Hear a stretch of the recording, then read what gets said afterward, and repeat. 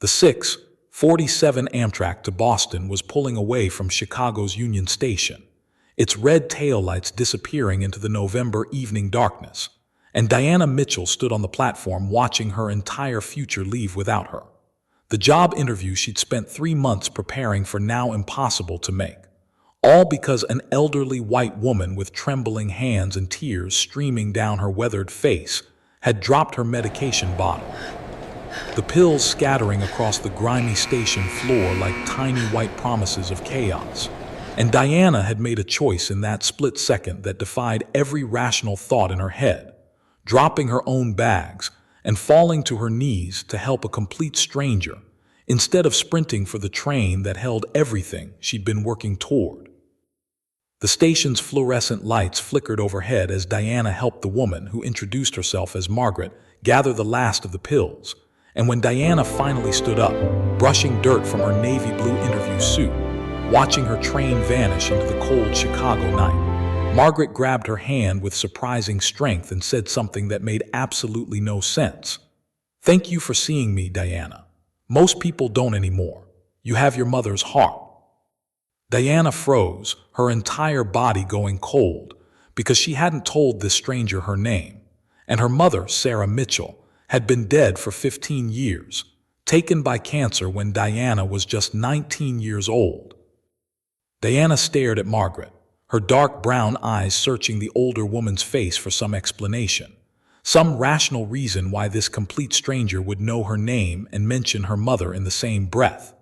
Margaret was perhaps in her 70s, with silver-white hair pulled back in a loose bun, wearing a wool coat that had seen better decades, and clutching a worn leather purse that looked like it had traveled through time itself. Her blue eyes, watery with age but sharp with intelligence, held something that made Diana's heart race, not with fear exactly, but with the unsettling feeling that this moment was significant in ways she couldn't yet understand. "How do you know my name?" Diana asked, her voice steady despite the chaos of emotion swirling inside her, the practical part of her brain still calculating whether she could catch a later train, whether she could call the law firm in Boston and explain, whether this one act of kindness had just destroyed the opportunity she'd been chasing since graduating from Northwestern Law School. Margaret smiled, a sad, knowing smile that carried decades of stories. "Because I've been looking for you for a very long time, sweetheart. Since before you were born, actually." She gestured to the wooden benches that lined the station platform, now mostly empty as the evening rush dissipated. "Please, sit with me for just a few minutes. I promise you, missing that train wasn't an accident. It was destiny, though I know that sounds like something from a greeting card." Diana's rational mind screamed at her to politely decline, to rush to the ticket counter and figure out her options, to salvage what she could of this disaster. But something deeper, something that lived in the part of her that still sometimes felt like that 19-year-old girl watching her mother fade away in a hospital bed, made her sit down. She placed her leather briefcase and overnight bag at her feet and turned to face Margaret, waiting for an explanation that could possibly make sense of this surreal moment. Margaret opened her worn purse and pulled out an envelope, the kind of aged yellow that came from decades of storage, and Diana could see her own name written across it in handwriting she recognized instantly, handwriting that made her breath catch in her throat because it was her mother's, that distinctive looping script that Diana had seen on birthday cards and grocery lists, and the final letter Sarah Mitchell had written to her daughter before the cancer made holding a pen impossible. "Your mother gave this to me 23 years ago," Margaret said softly, pressing the envelope into Diana's trembling hands. "She was my nurse when I was in the hospital for heart surgery, back in 1997. I was terrified, alone, my own children too busy with their lives to visit, and Sarah sat with me the night before my operation, held my hand, talked me through my fear. She told me about her baby girl, about her dreams for you, about how she was going to make sure you had every opportunity she never got." Diana's hands shook as she held the envelope, afraid to open it, afraid of what words from beyond the grave might do to the careful composure she'd built over 15 years of grieving and moving forward. Margaret continued, her voice carrying the weight of a story long held. Sarah and I became friends during my recovery. She'd visit me even after I was discharged, bring you sometimes, though you were too young to remember. You were maybe 5 or 6 years old, this beautiful little girl with beads in your braids and questions about everything. Margaret's eyes glistened with tears. When Sarah got sick, when she knew she wasn't going to beat the cancer, she called me. She gave me that letter and made me promise something very specific. She made me promise to find you when you were exactly 34 years old, on November 15th, at Chicago Union Station, and to give you that letter before you got on the 6:47 train to Boston.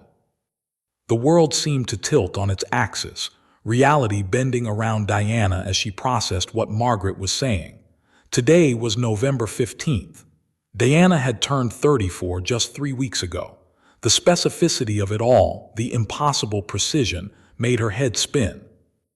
"That's impossible," Diana whispered, though even as she said it, she was opening the envelope with trembling fingers, pulling out pages covered in her mother's handwriting, dated August 12, 1999, just weeks before Sarah Mitchell had died. The first line hit Diana like a physical blow. "My dearest Diana, if you're reading this, then you're 34 years old and you're about to make the biggest mistake of your life by getting on that train to Boston. Please, baby girl, don't go. Not yet. Not until you read what I have to tell you." Diana's vision blurred with tears as she read her mother's words, written from a hospital bed 2 decades ago. Words that spoke of dreams deferred and sacrifices made, of a young black woman who had worked as a nurse to support her daughter alone, who had put every penny aside for Diana's education, who had died believing her daughter would have all the opportunities she never got. But the letter took a turn that Diana wasn't expecting, revealing things about her mother's past she had never known. Sarah Mitchell hadn't always been a nurse in Chicago. She'd grown up in Atlanta, the daughter of a successful businessman named James Rothwell, Diana's grandfather, a man Diana had been told died before she was born. But according to this letter, that was a lie, a necessary fiction to protect Diana from a complicated and painful truth. "Your grandfather is alive, Diana," the letter read, "or at least he was when I wrote this, and if Margaret has found you as I asked, then he should still be with us now, an old man dealing with the consequences of choices he made long ago. He's a proud man, a successful man, but also a stubborn man who couldn't accept that his daughter fell in love with a black man, your father Marcus, who died before you were born as I told you, but not in a car accident as I said. He was killed by police during a traffic stop in Atlanta in 1985, 2 months before you were born, shot for the crime of reaching for his wallet when asked for his license." Diana's hands shook so violently she nearly dropped the pages, her entire history, her entire understanding of her family rewriting itself with every word. "My father disowned me when I refused to hide my pregnancy, when I refused to pretend your father never existed, when I chose to honor Marcus's memory by raising you proud of who you were and where you came from. I left Atlanta, changed my last name from Rothwell to Mitchell, Marcus's surname, and built a new life in Chicago." The letter continued, Sarah's voice reaching across death to explain, to guide, to reshape everything Diana thought she knew. "I never reconciled with my father, my pride wouldn't allow it and neither would his, but I kept tabs on him through Margaret, who knew both our families, who served as a bridge I was too stubborn to cross myself. James Rothwell built an empire, Diana, Rothwell Industries, automotive parts manufacturing, worth hundreds of millions of dollars, and he has no other children, no other heirs. When I got sick, when I knew I was dying, I had to think about your future, about what I was leaving you with and what I was leaving you without. I reached out to my father through Margaret one final time, and we made an arrangement, a test really, because he's a stubborn old man who couldn't just give in, couldn't just admit he was wrong." Diana looked up from the letter to Margaret, who was watching her with compassionate eyes, waiting for the revelation to fully sink in. Your mother and your grandfather made a deal, Margaret said softly, picking up the story where the letter had left it. James Rothwell agreed to leave his entire estate to you, his only grandchild, but only under certain conditions. Sarah insisted on those conditions because she wanted to make sure you became the woman she knew you could be, not someone spoiled by money you didn't earn, not someone who took the easy path because it was available.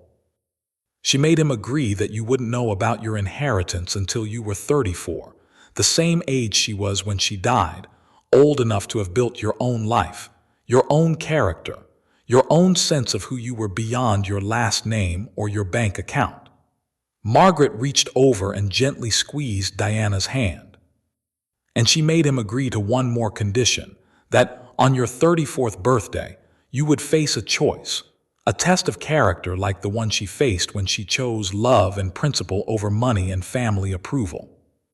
Diana's mind raced, trying to connect the dots to understand what test she was supposedly facing. The job interview, she said slowly, realization dawning. In Boston, that's the test. Margaret nodded. The law firm that's been courting you, Henderson and Associates, they're corporate lawyers who represent companies that fight against workers' rights, that defend corporations accused of environmental violations, that make millions helping the wealthy get wealthier while regular people suffer. Your mother knew, somehow she knew, that you'd be tempted by that path, by the prestige and the money and the validation of being wanted by a top firm. But she also knew it wasn't who you really were, wasn't what you really wanted to do with your law degree. Margaret pulled out another document from her purse, this one newer, official-looking. James Rothwell died 6 months ago, Diana. He was 92 years old. His will stipulates that if you took that job in Boston, if you got on that train today and chose corporate law over the kind of advocacy work you've been doing at Legal Aid Chicago, then his estate would go to charity, and you would receive nothing but a letter explaining that you'd failed the test. The words hung in the cold November air, and Diana felt like she was standing at a crossroads that had been built for her before she was even born, her mother's hand reaching from the grave to guide her away from a mistake she hadn't even known she was making. The job at Henderson and Associates had seemed like a dream opportunity, the kind of position that would erase her student loans and give her the financial security she'd never had growing up, watching her mother work double shifts just to keep their small apartment and pay for Diana's books and school supplies. But Margaret was right, and more importantly, her mother had been right. The work didn't align with who Diana had become, with the lawyer who spent her days defending tenants facing eviction, representing workers cheated out of wages, fighting for people who couldn't afford to fight for themselves. She'd been seduced by the offer from Henderson, by the six-figure salary in the corner office and the validation that came from being headhunted by a prestigious firm, but somewhere deep down, she'd felt the misalignment, had felt herself about to betray everything her mother had raised her to value. "But I missed the train," Diana said, understanding flooding through her. "I stopped to help you, and I missed the train, which means I'll miss the interview, which means—" She looked at Margaret with wonder and disbelief. "Did you drop those pills on purpose?" Margaret's smile was mischievous despite her years. "Your mother said you'd stop to help an elderly person in trouble, said that's how she raised you, to see people who needed help even when you were rushing toward your own goals. She said if her daughter was still the girl she raised, you'd make the choice to help without even thinking about it, and that choice would save you from making a bigger mistake." She handed Diana the official-looking document. "This is your inheritance, sweetheart. Rothwell Industries, valued at approximately $470 million, along with properties, investments, and trusts. It's all yours now, has been waiting for you for 6 months, but you could only claim it if you failed to make it to that interview, if you chose compassion over ambition when the moment came." Diana sat in stunned silence, the papers in her hands representing more money than she could properly conceptualize, a complete transformation of her circumstances through no action of her own beyond stopping to help a stranger pick up spilled pills. The irony wasn't lost on her, that the kindness her mother had instilled in her, the same kindness that had made Sarah Mitchell beloved by her patients, the same values that had led Diana to legal aid work instead of corporate law, had been the key to an inheritance that would make financial security irrelevant. But as she read through the documents, she saw something else, restrictions and conditions that made her smile even through her tears, because they were so perfectly her mother's voice. She couldn't simply take the money and disappear. The inheritance required her to maintain Rothwell Industries' commitment to worker safety and fair wages, to donate a minimum of 10% annually to charitable causes supporting underprivileged communities, and to use her position to advocate for the same people she'd been defending at legal aid, just with considerably more resources and influence. "Your grandfather added one condition himself," Margaret said, pointing to a handwritten note attached to the will.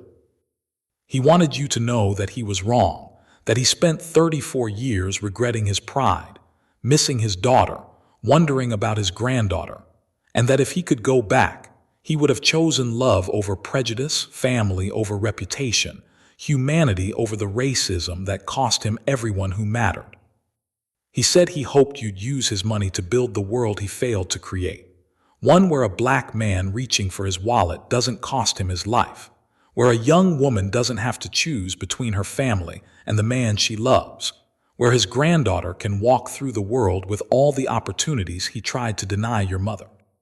Diana wiped tears from her face, overwhelmed by the complexity of emotions, grief for the mother she still missed every day, for the father she never knew, for the grandfather she never got to meet but who had been shaping her life from the shadows, and strange gratitude for a train she'd missed, and a test she'd passed without even knowing she was taking it. The station around them had grown quieter as the evening deepened. The massive hall with its soaring ceilings and Art Deco details, now populated only by scattered travelers and cleaning crews, the rhythm of the city's movement slowing but never quite stopping. Diana thought about calling the law firm in Boston, explaining why she'd missed the interview, but she realized it didn't matter anymore. That door had closed the moment she'd knelt down to help Margaret, and she felt nothing but relief at its closing. "What happens now?"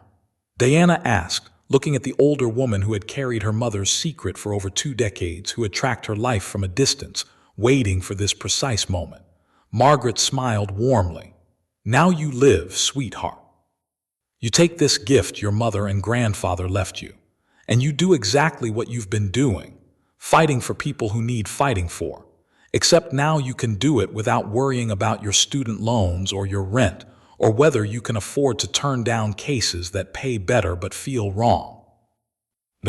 Diana pulled out her phone and opened her email, finding the message from Henderson and Associates confirming her interview details. And without hesitation, she typed a response declining the position, thanking them for the opportunity but explaining that she decided to remain committed to public interest law, to the work that had called her to the profession in the first place. Hitting send felt like releasing a weight she hadn't fully acknowledged she was carrying, the pressure to be something other than herself, to chase someone else's definition of success. She looked down at her mother's letter again, reading the final paragraph through fresh tears. "Diana, my beautiful girl, if you're reading this, then you made the choice I hoped you'd make.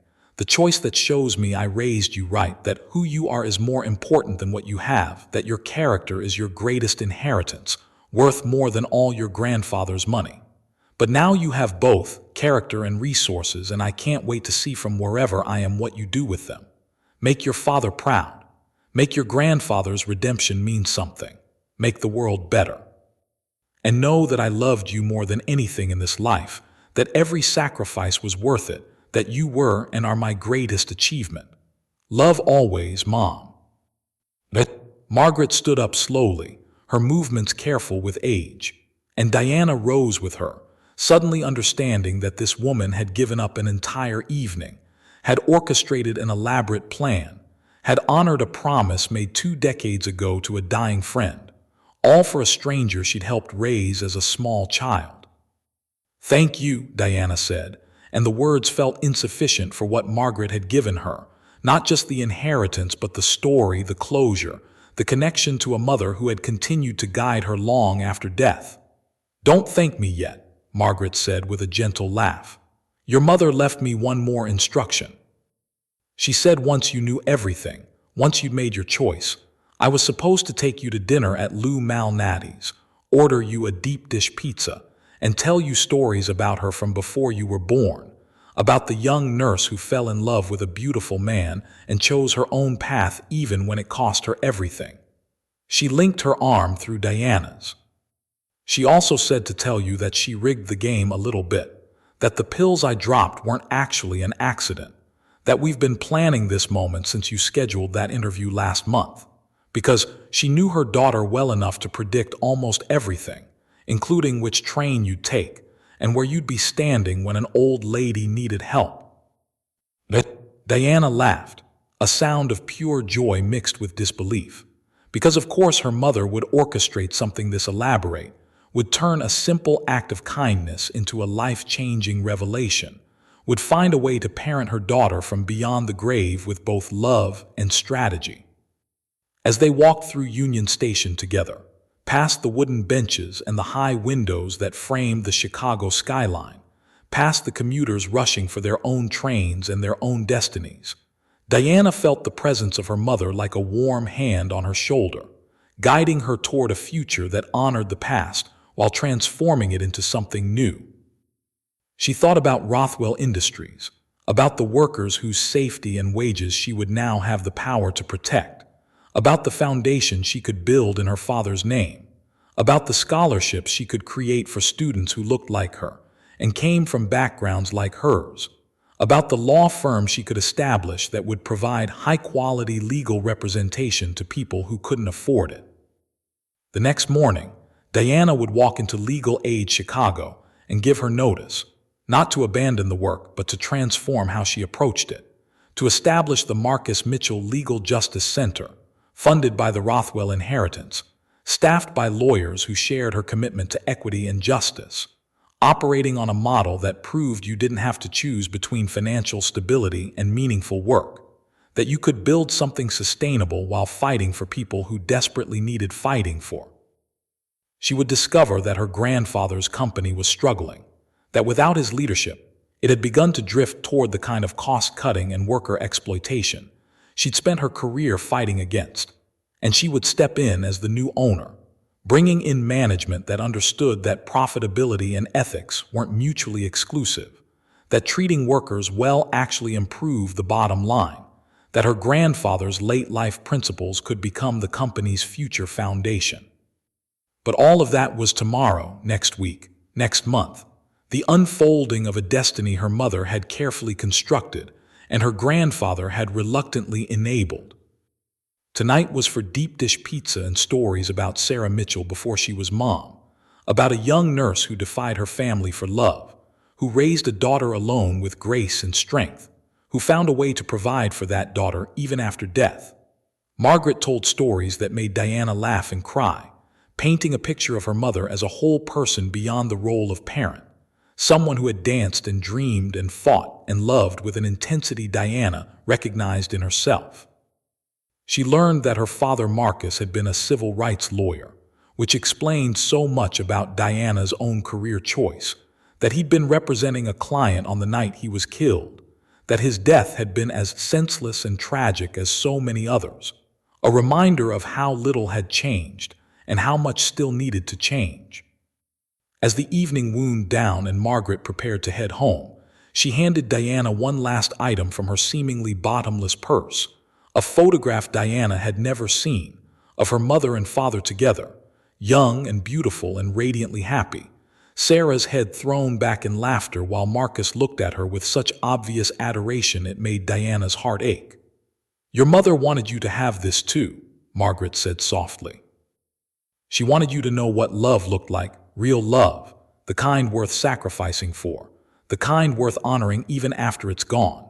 She said to tell you that you carry both of them inside you, Marcus's passion for justice and Sarah's compassion for people, and that combination would make you unstoppable if you learned to embrace it." Diana held the photograph carefully, this tangible connection to a father she'd never known and a mother she'd thought she'd known completely, but was still discovering new depths to. The years that followed would prove Sarah Mitchell's faith in her daughter, justified beyond measure. The Marcus Mitchell Legal Justice Center would become a model replicated in cities across the country, proving that high-quality legal representation could be provided to low-income communities sustainably. Rothwell Industries would transform into a worker-owned cooperative, pioneering profit-sharing models that other manufacturers would study and emulate. Diana would meet someone, another lawyer who shared her values and her vision, and she would build the kind of love her parents had, choosing partnership over loneliness even when it was complicated, honoring their memory by living fully. She would have children of her own and tell them about their grandmother Sarah, who died before they were born but whose love had created everything they had, about their grandfather Marcus, who fought for justice and paid the ultimate price, about their great-grandfather James, who learned too late but learned nonetheless that love mattered more than pride. But the moment that would stay with Diana forever, the one she would return to whenever she doubted herself or her path, was standing on that platform in Union Station, watching the 6:47 to Boston disappear into the November darkness, choosing without hesitation to help an elderly stranger pick up scattered pills, having no idea that those few seconds would redirect her entire life. It became her favorite story to tell, the reminder that small acts of kindness could have consequences far beyond what we could imagine, that the character we built through everyday choices mattered more than any single achievement or opportunity, that sometimes missing the train we thought we needed to catch was actually the only way to arrive at where we were meant to be. Her mother had known this, had built an entire elaborate test around this principle, had trusted that the daughter she raised would pass not because she was smart or ambitious, but because she was kind, because she saw people, because she stopped when someone needed help even when stopping cost her something precious. Diana never forgot Margaret either, the woman who had honored a promise for 23 years, who had played the role of random elderly stranger so convincingly that Diana had completely bought it, who had been the instrument of Sarah Mitchell's final gift to her daughter. They remained close for the rest of Margaret's life, having dinner once a month, sharing holidays, building the kind of chosen family that mattered as much as blood. When Margaret passed away peacefully at 89, she left Diana a note that echoed Sarah's from decades before, saying that watching Diana bloom into everything her mother hoped she would be had been one of the great privileges of Margaret's long life, that being part of Sarah's plan had given her purpose in her later years, that some friendships transcended death and time and became something eternal. The story of the woman who missed her train and inherited a fortune would be told and retold, sometimes accurately, often embellished, occasionally missing the point entirely by focusing on the money rather than the choice that preceded it. But Diana knew the truth, knew that the real inheritance wasn't the $470 million or the company or the properties, though all of that mattered and she would use it well. The real inheritance was the lesson her mother had spent her entire life teaching and her death ensuring Diana learned, that who we are when no one important is watching, how we treat strangers who can't help us, the choices we make when kindness costs us something, those were the measures of a life well lived. Those were the achievements worth celebrating. Those were the legacies that echoed through generations long after the money was spent and the buildings crumbled. Sarah Mitchell had given her daughter life twice, once at birth and once on a November evening in a train station, and both times it was an act of perfect, sacrificial love, the kind that asked nothing and gave everything, the kind that changed the world one stop-to-help moment at a time.